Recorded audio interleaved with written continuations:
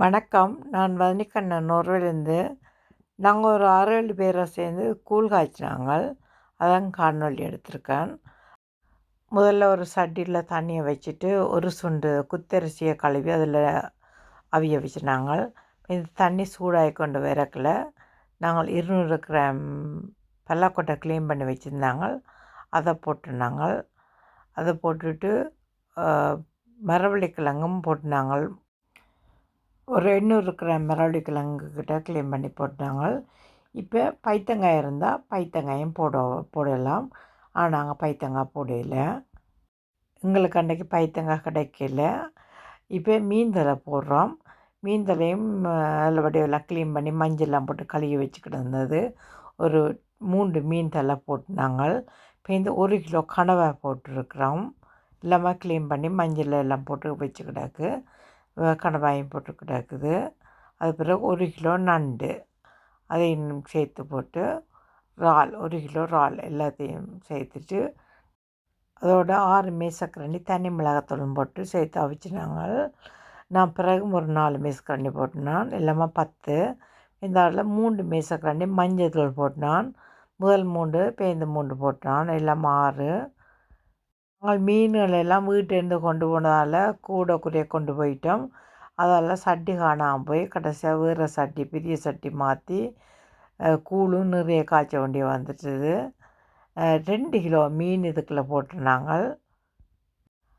எல்லாத்தையும் போட்டு அவிக்கக்குள்ள எதிர்பார்க்கல நிறைய கூட வந்துட்டுது. அதில் 15 லிட்டர் சட்டி மாற்ற வேண்டிய வந்துட்டுது. 15 லிட்டர் சட்டி என்னம்மையாக குறைஞ்சது 10 பேர் காணோம். நாங்கள் 7 பேர் தான் சாப்பிட்டோம். மிச்சம் எல்லாத்தையும் வீடு கட்டி கொண்டு வந்துட்டோம். இதில் இன்னொரு கிலோ நண்டு மட்டும் சேர்த்துருந்தா குறைஞ்சது 15 பேருக்கு தாராளமாக காணும். இந்த கனவா மீன் நண்டு எல்லாம் போட்டுடனே நாங்கள் உப்பு போட்டிருக்கணும். ஆனால் நான் இப்போ தான் போடுறேன். இப்போ இந்த அப்புறம் நல்ல வடிவாலாம் கிளறி விட்டு அவிய விட்டுட்டு அதில் அவிஞ்ச பிறகு ஒரு சாமான்களும் கொஞ்சம் பார்த்து பார்த்து போட்டது. எங்களுக்கு மொத்தமாக 2 மணி நேரம் எடுத்துச்சு இந்த கூழ் சமைச்சு முடிக்கிறதுக்கு. நாங்கள் பைத்தங்காய் போட்டிருக்கோணும் ஏற்கனவே. எங்கள் பைத்தங்காய் வாங்க கிடைக்கலண்டு. அதால் இப்போ நாங்கள் அந்த பைத்தங்காய் பதிலாக போஞ்சியை இப்போ போட போகிறோம். லேட்டாக தான் 400 கிராம் போஞ்சி போட்டிருக்கிறோம். பைத்தங்காய்ண்டா தான் முதலே போட வேணும் அவியறதுக்கு. போஞ்சி அண்டபடியாக லேட்டாக போடலாம். இல்லாட்டி கரைஞ்சிரும் விலைக்கு போட்டால். இது வரைக்கும் நாங்கள் 1.5 மணித்தியாலத்துக்கு மேலே இப்போ இந்த கூழ் சமைக்க துவங்கிட்டோம். அதால் கொஞ்சம் அவிஞ்சிட்டுது இப்போ எல்லாம். இப்போ நாங்கள் மிக்சியில் அரைச்சி வச்சுருக்கிற மிளகு, சீரகம், உள்ளி எல்லாத்தையும் போடுவோம். நாங்கள் இதில் 6 பெரிய உள்ளி, 40லேருந்து 50 கிராம் மிளகு, 3 மேசக்கரண்டி சீரகம் எல்லாம் சேர்த்து அரைச்சி வச்சுருக்கோம். அதில் நாங்கள் கொஞ்சத்தை விட்டுட்டு மிச்சத்தை போட்டினாங்க. இப்போ இது டேஸ்ட் பண்ணி பார்க்கல அது காணாமல் இருந்துச்சு. அப்போ திருப்பி மிச்சத்தையும் அதுக்குள்ளே கலந்துட்டோம். கூழ் காய்ச்சறதுக்கு சாமான்கள்லாம் கூட இருக்கிறதால சட்டியில் மாறி கணக்காக போயிட்டுது. அப்போ அதால் நாங்கள் அதுக்கு தேவையான அளவுக்கு உள்ளியல், சீரகங்கள், மிளகெல்லாம் அரைச்சி ரெடி பண்ணி வச்சுருக்கோம். ஆனால் உடனே நாங்கள் அதுக்குள்ள போட மாட்டோம். பார்த்து பார்த்து தான் போடுவோம். இப்போ நாங்கள் அந்த இதுக்குள்ளே புளி சேர்க்க போகிறோம். இது 150லேருந்து 200 கிராம் புளி கிட்ட கரைச்சி வச்சுருந்தாங்க. அதை போட்டிருக்குறோம்.